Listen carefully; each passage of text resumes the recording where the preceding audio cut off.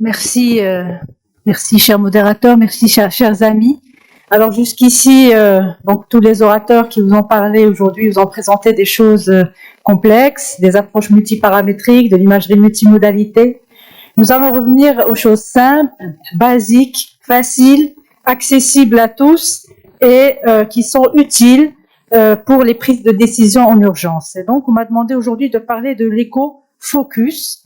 Et qu'est-ce que c'est? Quand est-ce qu'on peut faire une éco-focus et comment faire cet examen? Donc c'est quoi l'éco-focus?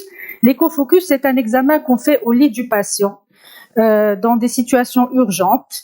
En général, c'est en soins intensifs ou en réanimation. On appelle ça aussi écho, c'est la continuité de l'examen clinique, donc on appelle ça le stéthoscope du futur. C'est un examen qui est dirigé dans un objectif particulier, donc chez un patient chez qui on cherche quelque chose, un diagnostic rapide. Donc l'examen doit être fait de façon très rapide, il doit être donc répétable et une évaluation essentiellement qualitative et semi-quantitative afin d'apporter une réponse immédiate dans le but d'une prise de décision. Donc à l'issue de cet examen, le médecin qui fait cette échographie va prendre une décision soit diagnostique ou le plus souvent thérapeutique. Alors l'éco-focus se différencie de l'écho qu'on fait en urgence, nous en tant que cardiologues échocardiographistes, puisque l'écho qu'on fait en urgence ne diffère pas beaucoup de l'examen qu'on fait en cabinet. C'est un examen qui est complet, qui comporte à la fois une analyse morphologique et fonctionnelle. L'opérateur qui fait cet examen ne sera pas celui qui va traiter le patient et donc l'opérateur aussi, il est certifié en échocardiographie et il le fait sur un appareil d'échocardiographie qui dispose de tous les outils pour une évaluation quantitative avec tous les paramètres 2D, TM, Doppler tissulaire, Doppler pulsé et Doppler continu. L'éco-focus, c'est aussi différent de l'écho ciblé. L'écho ciblé, c'est quoi? C'est un examen échocardiographique qui est fait par un échographiste confirmé dans le but de répondre à une question complexe spécifique. Par exemple, on vous adresse un patient qui a un rétrécissement aortique pour répondre si la quantification est difficile. Est-ce que ce patient a un rétrécissement aortique serré? Et donc, au lieu de faire un examen complet, on va par exemple se focaliser sur l'évaluation de la sténose aortique. Donc, dans l'éco-focus, c'est un examen qui n'est pas complet. C'est un examen qui va évaluer essentiellement des paramètres qualitatifs pour détecter des situations critiques et qui nécessitent une intervention urgente. Le deuxième point, c'est que l'éco-focus ne va pas être faite que par les cardiologues et le plus souvent, elle va être faite par des non-cardiologues qui sont formés à faire ce genre d'examen. Donc, ça peut être des intensivistes, des réanimateurs, ça peut être des internes de garde ou des résidents de garde. Et la différence cruciale, c'est la somme des informations qu'on va avoir qui est différente. Donc, cet examen, le plus souvent, se fait à l'aide d'appareils portatifs, que ce soit des appareils avec un appareil miniaturisé de poche, où on a actuellement des sondes qu'on peut connecter à un smartphone. Et l'imagerie, donc, va être une imagerie bidimensionnelle. Il dispose aussi du mode TM et du mode Doppler couleur. Par contre, le mode Doppler continu ou Doppler pulsé ne sont pas disponibles sur ces appareils. Actuellement, seulement un seul type d'appareil offre la possibilité de réaliser le Doppler pulsé. Et plusieurs types de protocoles ont été proposés pour cette évaluation urgente. Et nous, je vais vous montrer ce que comporte le protocole Focus. Alors, le protocole Focus, il comporte 3 incidences. L'incidence parasternale, grand axe et petit axe, la 4 cavités et la sous-costale avec 2 coupes sous-costales. Donc, uniquement ces incidences. Et sur ces incidences, on va étudier la fonction ventriculaire gauche, la dimension du ventriculaire gauche. On va rechercher est-ce que le ventricule gauche est dilaté, est-ce qu'il est hypertrophié, est-ce qu'il y a une dysfonction ou pas. Le ventricule droit, rechercher des signes de cœur pulmonaire aigu. On va répondre à la troisième question, est-ce qu'il y a ou pas un épanchement péricardique? Est-ce qu'on a des signes de tamponnade? On va regarder la veine cave inférieure pour évaluer la pression atriale et évaluer l'état de la volémie du patient. On recherche une valvulopathie sévère et on peut, au passage, faire une échographie pulmonaire en recherchant les fameuses lignes ou les fameuses comètes qui témoignent d'un syndrome interstitiel pulmonaire ou rechercher un épanchement pleural. Donc voici ce que comporte un examen focus. Donc la question va être, est-ce qu'il y a ou pas une dysfonction ventriculaire gauche sans quantifier la fraction d'éjection? On va dire, est-ce que le ventricule droit est dilaté? Est-ce qu'il y a une dysfonction ventriculaire droite? Est-ce qu'il y a un épanchement ou pas? Alors que si on fait un examen complet, on devrait acquérir tous les autres paramètres de l'évaluation des pressions de remplissage, l'évaluation des pressions pulmonaires et de l'IT, l'évaluation de la variabilité respiratoire en cas de suspicion de tamponnade. On verra donc dans l'écho basique, comme je vous ai dit, la veine cave inférieure pour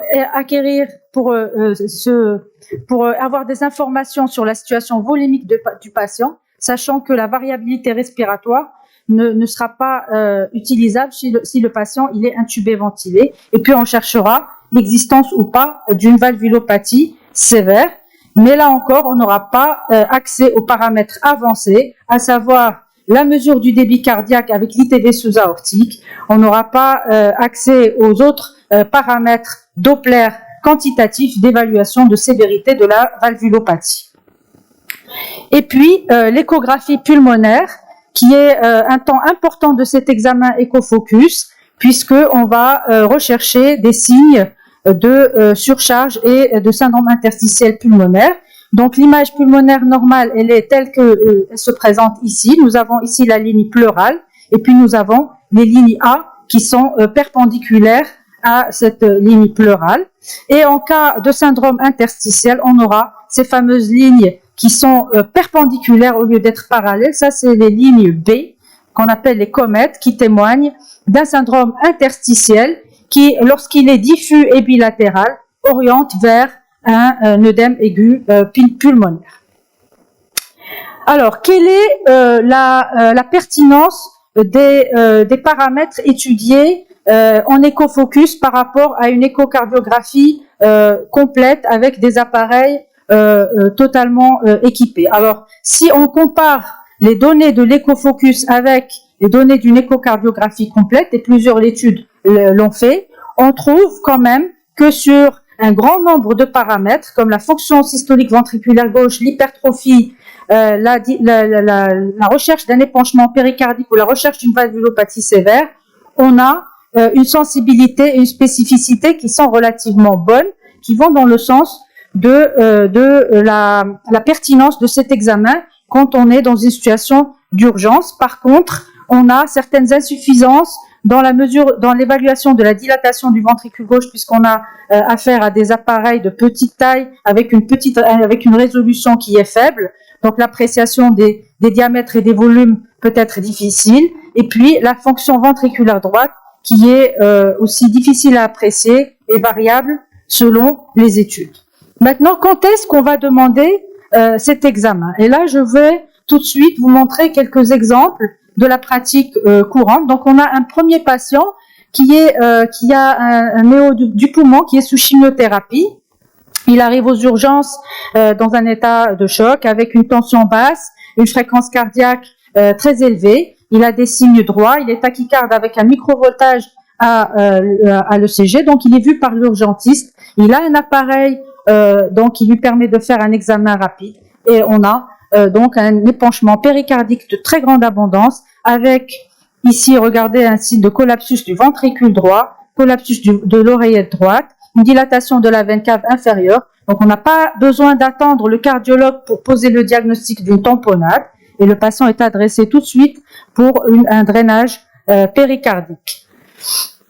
Deuxième patiente, c'est une patiente suivie pour un cancer du sein métastatique aussi sous chimiothérapie. Elle est suivie pour une fibrillation auriculaire, elle est sous anticoagulant Elle accuse une dyspnée d'installation rapide. Donc, cette patiente a une tachycardie, elle est tachycarde à 100 battements par minute, elle est en FA. Elle a une diminution des murmures vésiculaires au niveau des champs pulmonaires et des œdèmes des membres inférieurs.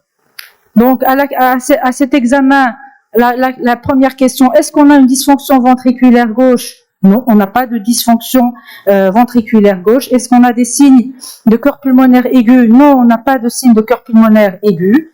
Est-ce qu'on a un épanchement péricardique? Non, la veine cave est fine.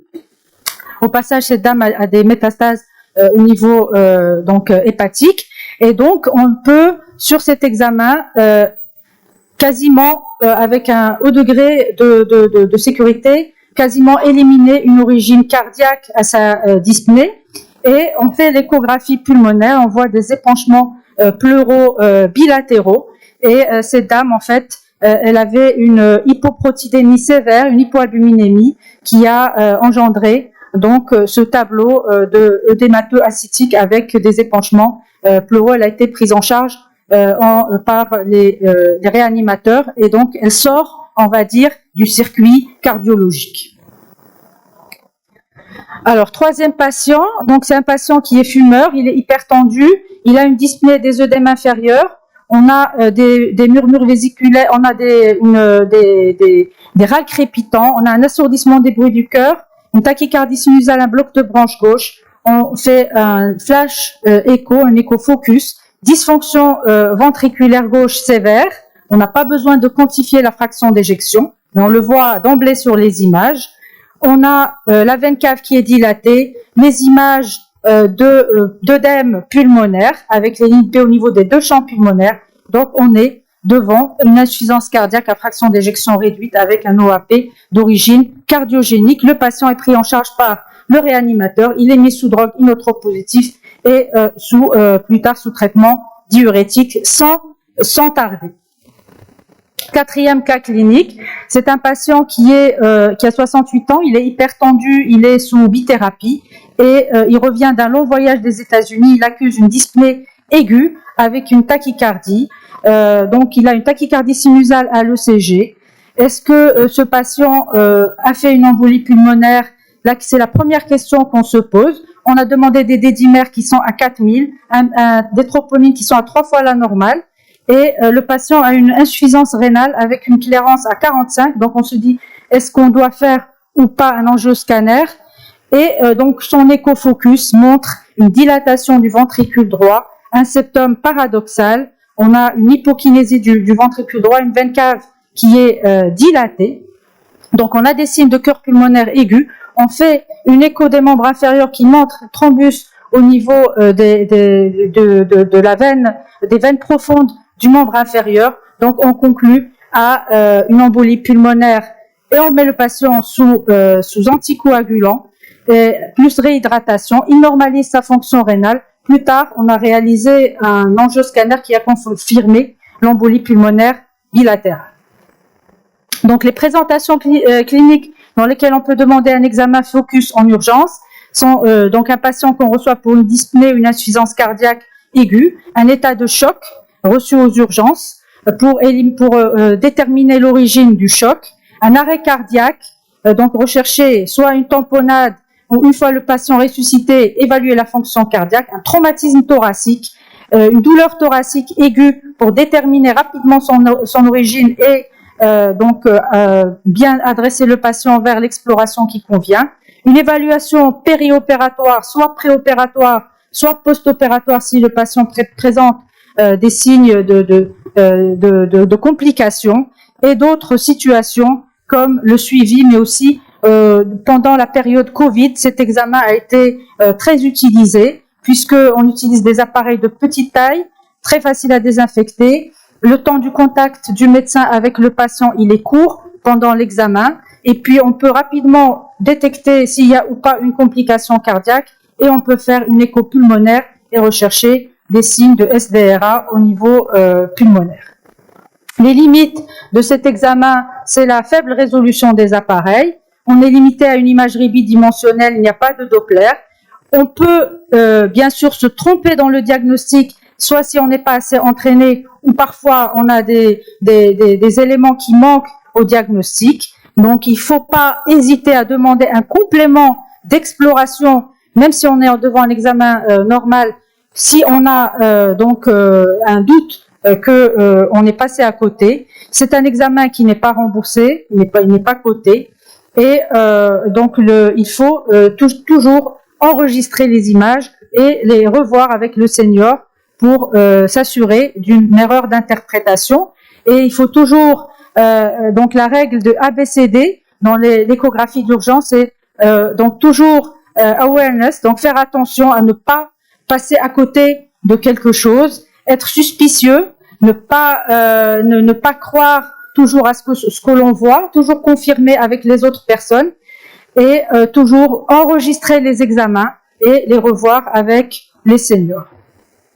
Quelle formation nécessaire pour faire un examen focus? Alors, pour un examen focus, la plupart des sociétés savantes recommandent une formation en ligne et de totaliser 50 examens afin d'avoir la certification et pouvoir réaliser ce type d'examen. Donc, en conclusion, c'est une évaluation très rapide qui est orientée par la situation clinique et l'état d'urgence du patient. On doit chercher durant cet examen des réponses rapides, précises, pour soit inclure le patient dans un circuit ou l'exclure du circuit, et ceci a des implications thérapeutiques directes. Bien sûr, il faut respecter les limites, les connaître, il faut enregistrer, il faut faire relire, et il faut surtout ne pas oublier que le patient, une fois stabilisé, doit être adressé à un examen échocardiographique complet. Et pour conclure, je vous rappelle les journées cardio-oncologie qui auront lieu le 3 décembre à Rabat.